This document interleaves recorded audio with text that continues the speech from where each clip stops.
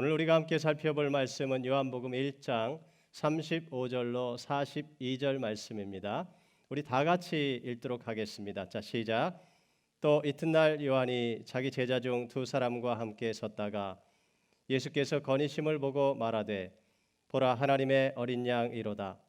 두 제자가 그의 말을 듣고 예수를 따르거늘 예수께서 돌이켜 그 따르는 것을 보시고 물어 이르시되 무엇을 구하느냐 이르되 랍비여 어디 계시오니이까 하니 랍비는 번역하면 선생이라. 예수께서 이르시되 와서 보라. 그러므로 그들이 가서 계신 데를 보고 그날 함께 거하니 때가 10시쯤 되었더라. 요한의 말을 듣고 예수를 따르는 두 사람 중에 하나는 시몬 베드로의 형제 안드레라. 그가 먼저 자기의 형제 시몬을 찾아 말하되 우리가 메시아를 만났다 하고, 메시아는 번역하면 그리스도라.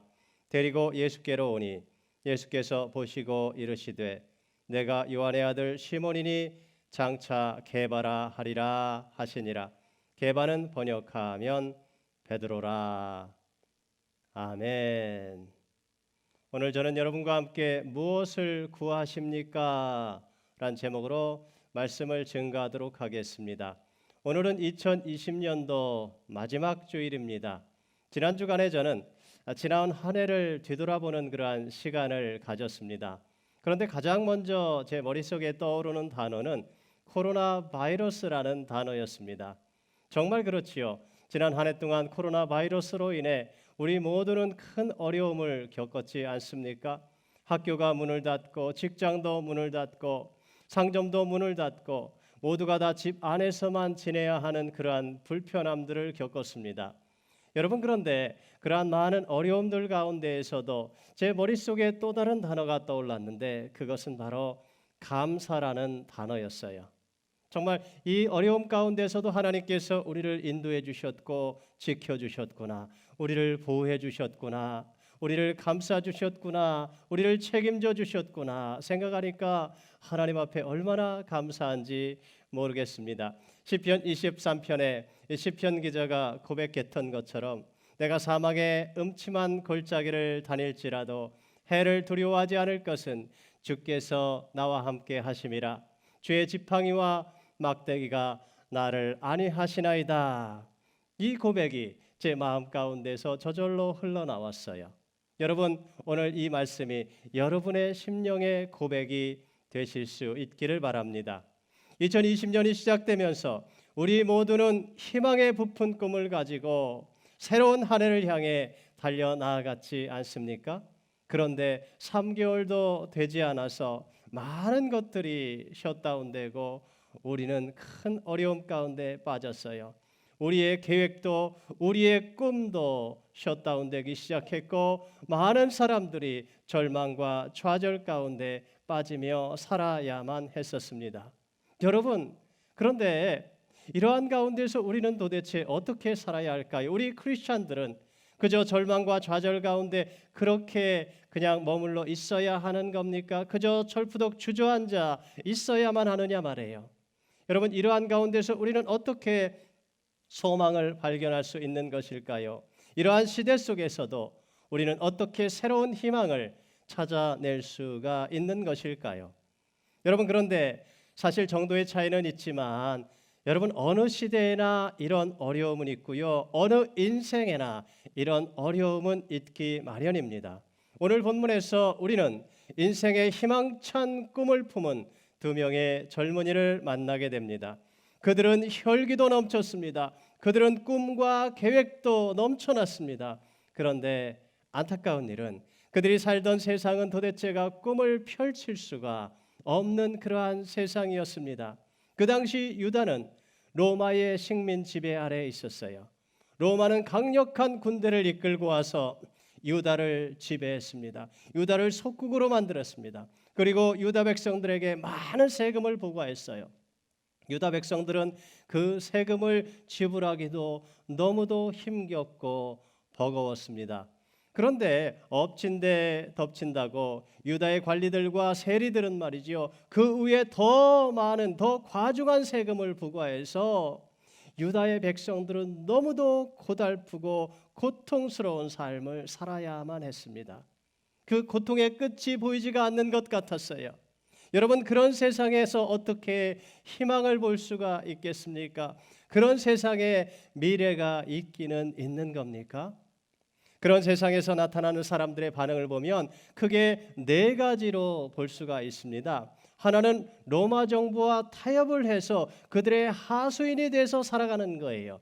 그러면 아마 잘 먹고 잘 살 수는 있을 거예요. 그런데 자기의 동족을 배신해야 하고 자신의 양심을 팔아 먹어야만 하는 일이지요. 또 하나는 좌절과 절망 속에서 하루하루를 한숨 쉬며 살아가는 사람들도 있을 것입니다. 대부분의 많은 사람들이 아마도 이런 부류에 속할 거예요. 그리고 또 하나의 부류의 사람들은 로마 정부에 대항해서 싸우는 사람들이 있었을 거예요. 이 당시에도 이 젤로 땅이라는 사람들이 그랬지요. 그들은 항상 품에 칼을 품고 다녔어요. 그리고 로마 사람들이라든지 로마 군인들 혹은 로마 정부의 하수인들을 만나면 그들을 공격하고 죽이려 했던 것이지요. 여러분, 그런데요, 그들 중에는 하나님 안에서 정말 믿음으로 이 어려움을 해석하고 이 어려움을 극복해 보려는 그러한 사람들도 있었습니다. 여러분, 오늘 본문에 나오는 안드레와 요한, 이 젊은이들은 바로 믿음으로 하나님 안에서 이 시대를 바라보며 이 시대 가운데 어려움을 극복하고 해결해 보려고 했던 사람들입니다. 그들의 직업은 어부였습니다. 그들은 고향 갈릴리의 호숫가에서 고기를 잡아 생계를 꾸려갔습니다. 그러던 중에 그들은 침례 요한에 대한 이야기를 듣게 됩니다. 침례 요한이 광야에서 말씀을 선포하는데 너무도 강력한 선지자적인 말씀을 선포한다는 이야기를 들었어요. 그들은 가슴이 뛰기 시작했지요. 그리고는 안드레와 요한은 서로 의기를 투합해서 우리가 침례 요한에게 한번 찾아가자, 그렇게 가기로 했어요. 그렇게 약속을 했어요. 이 두 사람은 이제 광야에 침례 요한을 찾아갔습니다. 그런데 말이지요, 이 침례 요한의 설교를 듣는데 얼마나 가슴이 흥분되었는지 몰라요. 침례 요한이 이렇게 설교를 하는 거예요. 회개하라, 천국이 가까웠느니라. 독사의 자식들아, 누가 너희를 가르쳐 임박한 진노를 피하라 하더냐. 그러므로 회개에 합당한 열매를 맺고 속으로 아브라함이 우리 조상이라고 생각하지 마라. 내가 너희에게 이르노니 하나님이 능히 이 돌들로도 아브라함의 자손이 되게 하시리라. 이미 도끼가 나무 뿌리에 놓였으니 좋은 열매를 맺지 아니하는 나무마다 찍혀 불에 던져지리라. 이 침례 요한의 설교는 틀림없는 선지자의 외침이었습니다. 안드레와 요한은 가슴이 뜨거워지기 시작했어요. 그리고 이 침례 요한을 따르기로 결심을 했어요. 그들은 침례 요한에게 나아가서 요단강에서 침례를 받았습니다. 그리고 침례 요한의 제자가 되었습니다. 그러던 어느 날 침례 요한이 이 안드레와 요한에게 그렇게 말하는 거예요. 저기 저 젊은이가 오고 있는데 보라, 세상 죄를 지고 가는 하나님의 어린 양이로다, 그렇게 말하는 겁니다. 사실 침례 요한은 제자들에게 늘 그렇게 이야기를 했어요. 내 뒤에 오시는 이가 있는데 나는 그분의 신발끈을 풀기도 감당할 수가 없도다. 나는 너희에게 물로 침례를 베풀었거니와 그는 너희에게 성령으로 침례를 베풀리라. 안드레와 요한은 그 사람을 보는 즉시로 깨달았어요. 아, 이분이 바로 우리 선생님께서 계속해서 말씀하신 바로 그분이구나. 그들은 깨달은 후에 그분을 따르기 시작했어요. 그분은 바로 예수님이셨지요. 그 예수님을 이렇게 따라가는데 예수님께서 뒤를 돌아보시면서 이렇게 말씀을 하시는 겁니다. 무엇을 구하느냐? 여러분, 이 예수님의 질문은 그저 단순한 질문이 아니지요. 이 질문에는 정말 많은 의미가 내포되어 있을 것입니다. 너희가 왜 나를 따르느냐? 너희가 내게서 얻기 원하는 것이 무엇이냐? 너희들은 무엇을 얻기 위해 인생을 살아가고 있느냐? 너희들의 삶의 목적은 무엇이냐? 너희들은 무엇을 추구하느냐? 너희들의 삶의 가치는 무엇이냐? 너희들은 민족의 해방을 원하느냐? 세상에서 잘 먹고 잘 살고 형통하는 그러한 삶을 살기를 원하느냐? 너희들이 정말 원하는 것은 무엇이냐? What do you want? 여러분, 그런데요, 이 예수님의 질문은 사실은 오늘 저와 여러분을 향한 질문이기도 합니다. 여러분은 무엇을 원하십니까? What do you want? 여러분, 사실 이 질문은 온 인류를 향한 인생 질문이기도 합니다. 여러분, 우리는 이 예수님의 질문에 대해 오늘 좀 더 심각하게 생각해 볼 필요가 있습니다. 여러분이 매일 아침 눈을 뜨는 이유가 무엇입니까?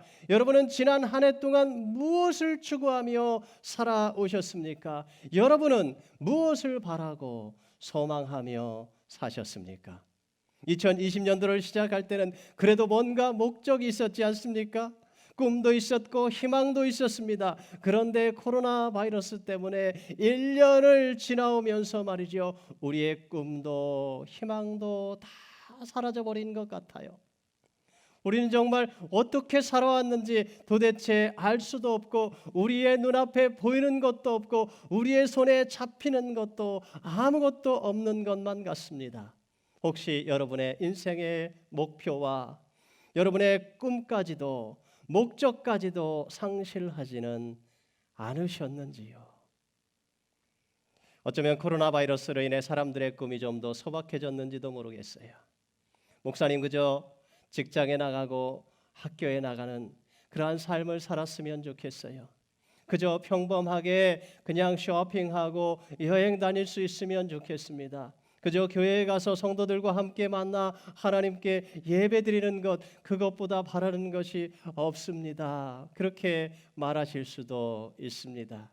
여러분, 근데 오늘 이 예수님의 질문은 그러한 단순한 질문이 아닙니다. 너는 무엇을 원하느냐? 정말 심각하게 우리 자신에게 물어보아야 합니다.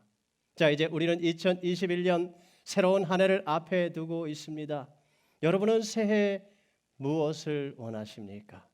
여러분은 새해 무엇을 바라고 소망하며 살기를 원하십니까? 예, 주님, 이거입니다. 제가 원하는 것은 바로 이거예요 라고 정확하게 확신 있게 이야기할 수 있는 사람이 우리 중에 과연 몇 사람이나 될까요? 저는 말씀을 준비하면서 이 똑같은 질문을 저 자신에게 한번 물어보았습니다. 너는 무엇을 원하느냐? 팬데믹이 하루속히 사라졌으면 좋겠어요. 성도님들과 함께 다시 만나 성전에서 기쁨으로 예배를 드렸으면 좋겠어요. 우리 아들이 내년에는 대학교에 가는데 아들이 원하는 대학교에 잘 들어갈 수 있었으면 좋겠어요. 아니, 한국에 계신 우리 부모님이 이제 연세가 많으시니까 건강이 연약해지셨는데 우리 부모님이 좀 더 건강해지셨으면 좋겠어요. 아니, 그러한 것들은 너무도 개인적인 욕심일까요? 나라와 민족과 세계를 위한 소원을 말해야 하는 것은 아닐까요? 제 머릿속에는 수많은 생각들이 떠오르기 시작했습니다. 그런데 정말 이거입니다라고 정확하게 꼭 집어서 주님께 말씀드리기가 망설여졌어요. 여러분, 근데 이것은 오늘 본문에 나오는 안드레와 요한도 마찬가지였습니다. 예수님께서 그렇게 물으실 줄은 꿈에도 몰랐어요. 그래서 그들이 어떻게 대답을 합니까? 여러분, 38절 끝에 보시면 랍비여 어디 계시니까? 이 완전히 동문서답이지요. 왜 이렇게 대답을 한 걸까요? 선생님께서 그런 질문을 하실 줄은 제가 미처 몰랐습니다. 제가 준비가 되어 있지 않습니다. 선생님께서 어디 사시는지 저에게 알려주시면 그러면 제가 집에 가서 심각하게 생각해보고 고민해보고 그리고 나서 선생님께 제가 말하면 안 될까요? 여러분, 그런 의미인 것이지요. 그런데 예수님께서는 뭐라고 말씀하셨어요? 우리 한번 같이 읽을까요? 자, 시작. 와서 보라. 와서 보라. 여러분, 이게 무슨 뜻이에요? 내가 어디에 살고 있는지 와서 보아라. 여러분, 그런 의미인가요? 아니지요. 여러분, 그럴 것 같으면 그냥 주소 말씀해 주시면 되잖아요. 그렇지요? 여러분, 이 말의 원어적 의미는 오라 그리하면 내가 보게 될 것이다. 오라 그리하면 내가 알게 될 것이다. 오라 그리하면 내가 깨닫게 될 것이다. 그런 의미인 것이지요. 여러분, 무엇을 알게 된다는 거예요? 예수님께서 어디 사시는지 주소를 알게 된다는 거예요? 아니잖아요. 방금 전에 예수님께서 무슨 질문을 하셨어요? 무엇을 원하느냐? What do you want? 여러분, 그래요. 바로 이 질문에 대한 해답을 알게 될 것이다. 주님 말씀하시는 것입니다. 내가 정말로 무엇을 원하는지 알게 될 것이다. 내 마음 가운데 있는 그 인생의 해답을 얻게 될 것이다 라고 주님은 말씀해 주시는 거예요. 여러분, 근데 이게 사실은 우리 모든 인생의 문제 아닙니까? 여러분, 사실은요, 우리는 우리 인생의 문제가 뭔지도 잘 몰라요. 우리는 우리가 무엇을 원하는지도 잘 모릅니다.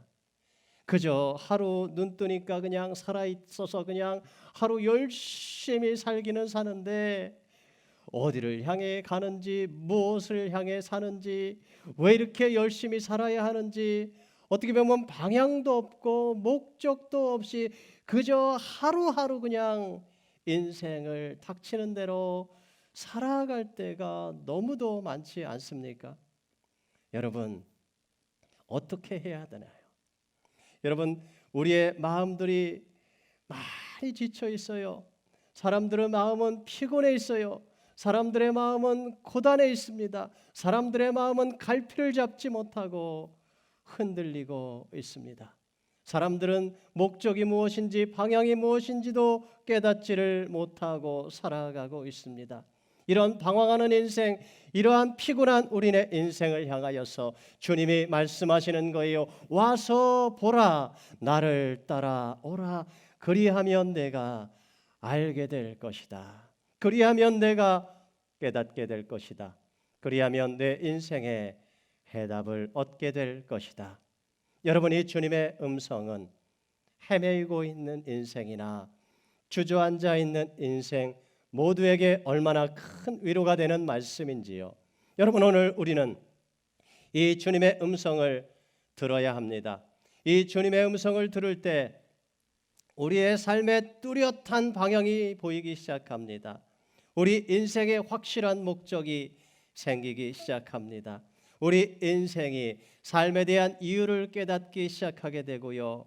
지나온 삶 속에서 우리로 하여금 방황하게 만들고 권태감에 빠지게 만들었던 그 삶에서 우리는 벗어날 수가 있습니다. 오늘 안드레와 요한은 이 예수님의 음성을 들었습니다. 그리고 예수님을 따라갔습니다. 그리고는 어떻게 했다 그럽니까? 여러분, 39절을 같이 보십시오. 우리 같이 한번 읽을까요? 자, 시작. 예수께서 이르시되 와서 보라.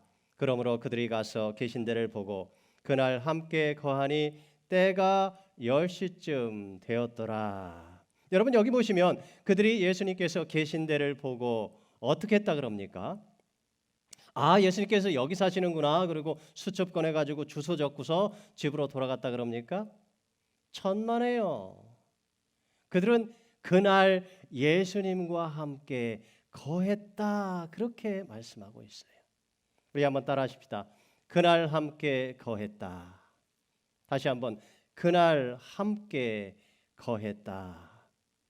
사랑하는 성도 여러분, 저는 이 말씀을 묵상하다가 마음 가운데 얼마나 큰 은혜와 감격과 감동이 되었는지 몰라요.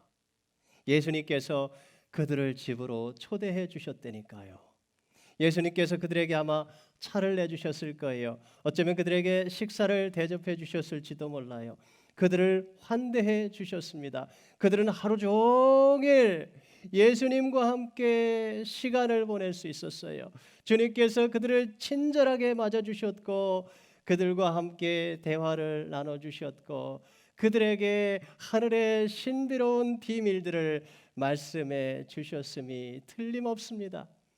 여러분, 안드레와 요한은 마음이 어땠을까요? 아마 천국을 경험했을 거예요. 참된 평안과 참된 안식을 그들은 맛보았을 거예요. 하늘로부터 임하는 그 기쁨을 그들은 맛보았을 거예요. 세상이 줄 수 없는 그 행복을 그들은 맛보았음에 틀림이 없습니다. 여러분, 그런데요, 그거 아세요? 예수님께서는 오늘 저와 여러분을 초대하고 계십니다. 와서 보라. 내 집으로 들어오라. 나와 함께 차 한잔하지 않겠니? 나와 함께 시간을 보내지 않겠니? 라고 주님은 오늘 저와 여러분을 초청하고 계십니다. 여러분, 주님의 이 초청에 여러분은 어떻게 반응하시겠습니까? 우리 믿음의 선배들은요, 모두가 주님 안에서 이 주님과의 이 친밀한 만남을 경험했던 사람들입니다. 얼마 전에 조나단 에드워드 목사님의 신앙 고백을 다시 한번 읽어보는 시간을 가졌습니다. 거기에 보니까 에드워드 목사님께서 이런 말씀을 적어 놓으셨더라고요. 한 번은 말을 타고 숲에 들어갔다가 한적한 곳에서 내려 평소처럼 걸으며 하나님을 묵상하고 기도했다.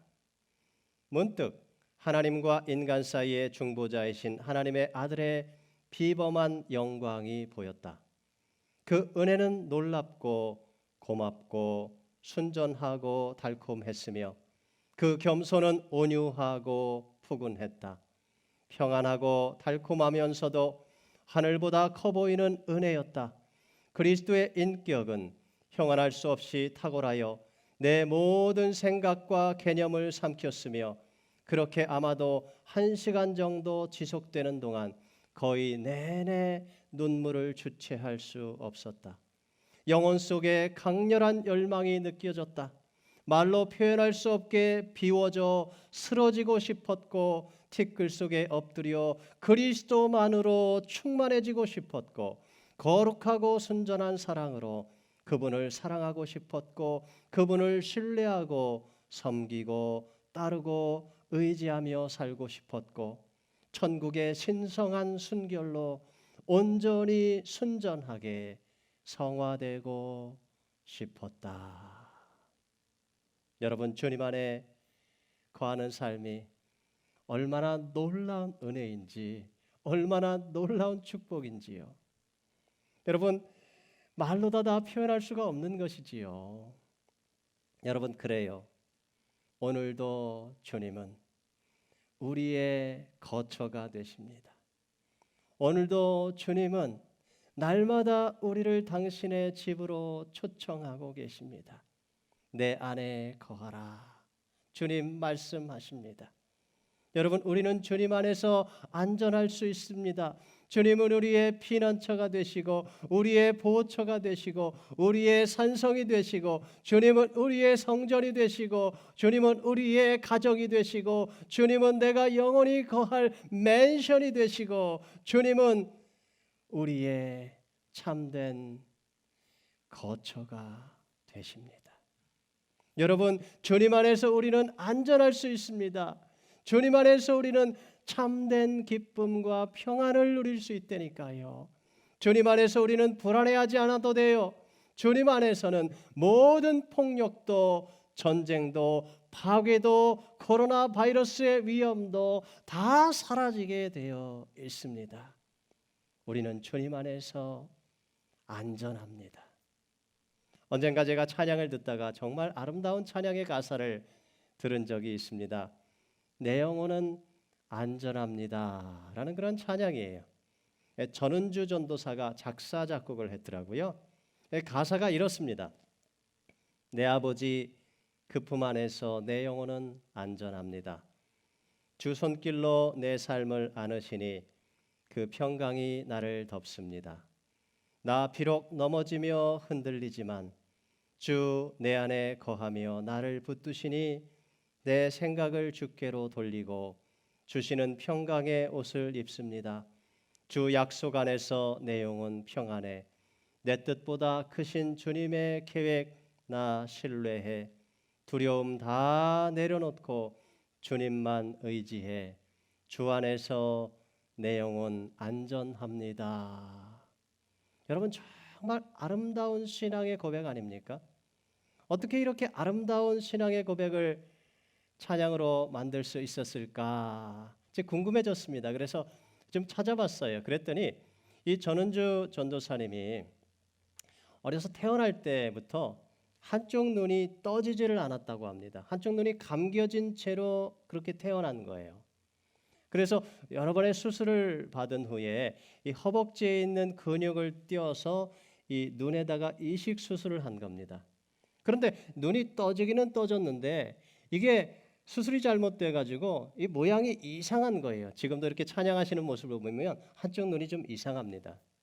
그러니까 어려서부터 말이지요, 친구들로부터 늘 놀림을 받았어요. 왕따를 당했습니다. 괴롭힘을 당했습니다.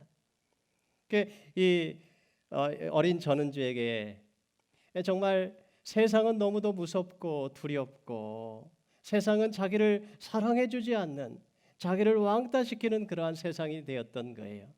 그런데 이 어린 전은주에게 기타가 있었는데 기타가 늘 그래도 자기에게 위로를 주었습니다. 그래서 혼자 지내면 시간이 많아지면서 늘 기타를 치면서 지냈는데 그러다가 이제 예수님을 인격적으로 만나게 된 거예요. 예수님을 찬양하기 시작했습니다. 그러면서 마음 가운데 하나님 주시는 그 기쁨을 주체할 수가 없어서 그것을 찬양을 쓰기 시작한 거예요. 찬양을 만들기 시작한 거예요. 그래서 만들어진 찬양이 바로 내 영혼은 안전합니다. 그런 찬양이에요. 여러분, 근데요, 이것은 누구든지 마찬가지예요.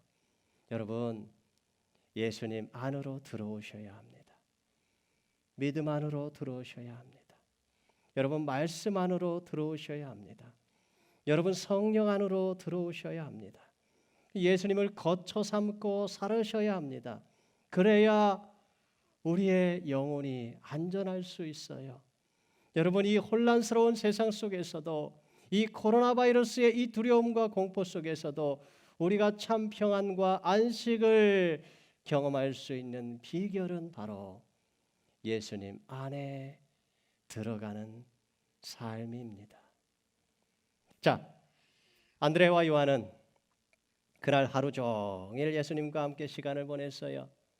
여러분, 그들은 얼마나 기뻤을까요? 얼마나 흥분이 되었을까요? 그들은 예수님과 함께 시간을 보내면서 저절로 알게 되었습니다. 저절로 보게 되었습니다. 저절로 깨닫게 되었습니다. 무엇을요? 예수님이 그리스도이시다, 예수님이 메시아이시다라는 사실을 그들은 분명히 알게 되었습니다. 바로 이분이 메시아구나, 이분을 붙잡아야 되겠구나, 이분을 따라야 되겠구나, 이분과 함께 한다면 내 인생은 참으로 복된 인생이 되겠구나, 내 인생은 이제 안전하구나, 세이프하구나 라고 그렇게 그들은 마음 가운데 확신을 갖게 된 거예요. 안드레는 예수님과 헤어진 후에 그래서 열심히 달려갔습니다. 누구에게로요? 자기 형제 베드로에게 달려갔어요. 그리고는 그에게 말합니다. 여러분, 42절이에요. 같이 있습니다. 자, 시작. 그가 먼저 자기의 형제 시몬을 찾아 말하되 우리가 메시아를 만났다. 할렐루야. 여러분, 지금 안드레는요, 확신 있게 말하고 있어요. 내가 메시아를 만났어요. 그리고는 베드로를 데리고 예수님께 다시 찾아갑니다. 여러분, 그때부터 안드레와 베드로의 인생은 완전히 달라지기 시작했어요. 그들의 인생은 더 이상 공허하지 않았어요. 그들의 인생은 더 이상 세상에 지쳐 고달픈 인생이 아니었습니다. 그들의 인생은 더 이상 방황하지 않았습니다. 그들은 인생의 해답을 발견했어요. 그들은 인생의 목적을 발견했어요. 예수님을 만난 후에 그들의 삶은 더 이상 낭비되지 않았어요. 그들은 남은 모든 삶을 주님께 헌신했고, 여러분, 그들의 이름이 인류의 역사 가운데 위대한 이름으로, 위대한 믿음의 선배들로 기억되지 않습니까? 그리고 오늘도 우리 수많은 믿음의 백성들에게 얼마나 많은 영향력을 끼치고 있습니까? 사랑하는 성도 여러분, 2020년 한 해 동안 여러분은 무엇을 구하며 사셨습니까? 새로운 한 해를 맞이하면서 여러분은 어떠한 소망을 갖고 계십니까? 세상에 소망을 두고 세상의 것에 가치를 두고 그것을 붙잡고 그것을 구한다면 여러분은 틀림없이 실망하시게 될 것입니다. 여러분, 주님께 소망을 두십시오. 주님께 오늘 여러분의 삶을 헌신하십시오. 주님께서 오늘 저와 여러분을 초청하고 계시지 않습니까? 오라, 그리하면 보게 될 것이다. 오라, 그리하면 알게 될 것이다. 그렇습니다. 예수님 안에 우리의 인생에 해답이 있습니다. 예수님 안에 우리의 인생의 모든 문제에 해답이 있습니다. 저는 여러분들이 날마다 주님 안에서 인생의 모든 문제에 해결함을 받으며 주님을 신뢰하고 의지함으로 참으로 승리하는 삶, 참으로 복된 삶을 살아가는 주의 백성들이 다 되실 수 있기를 간절히 축원드립니다. 자, 시간 다 같이 기도하시겠습니다. 살아계신 하나님 아버지, 오늘 저희들을 주님 앞으로 불러주시고 말씀을 통하여 은혜 받게 하시니 감사합니다. 하나님, 오늘 안드레와 요한이 예수님을 만나는 그러한 말씀을 함께 살펴보았습니다. 주님께서 그들에게 물으신 질문, What do you want? 무엇을 구하느냐? 오늘 주님께서 우리에게 질문하고 계시는 줄 믿습니다. 2020년 무엇을 원했는가? 우리 앞에 놓인 2021년 무엇을 원하느냐? 주님의 이 질문 앞에 우리는 대답할 수가 없습니다. 주님, 그래서 주님 앞으로 나아갑니다. 주님 안으로 나아갑니다. 오라, 그리하면 내가 보게 될 것이다. 내가 알게 될 것이다. 내가 깨닫게 될 것이다. 주님의 말씀을 신뢰합니다. 주님, 저희들이 주님 안에서 참된 기쁨과 평안을 맛보게 하시고 인생의 참된 해답을 발견하게 하시고 참된 행복을 발견할 수 있도록 성령 하나님 역사하시고 도와주시옵소서. 주님은 우리의 피난처요, 안식처요, 거처요, 맨션이요, 우리의 가정이요, 우리의 보호자가 되십니다. 오늘도 주님 안에 거하는 모든 주의 백성들을 하나님께서 품에 품어주시고 환대해 주시고 축복하여 주시고 저들의 2021년 앞에 놓인 새로운 한 해를 하나님께서 축복하여 주시옵소서. 살아계셔서 오늘도 우리와 함께 하시는 생명의 우리 구주 예수님의 이름으로 간절히 기도하옵나이다. 아멘.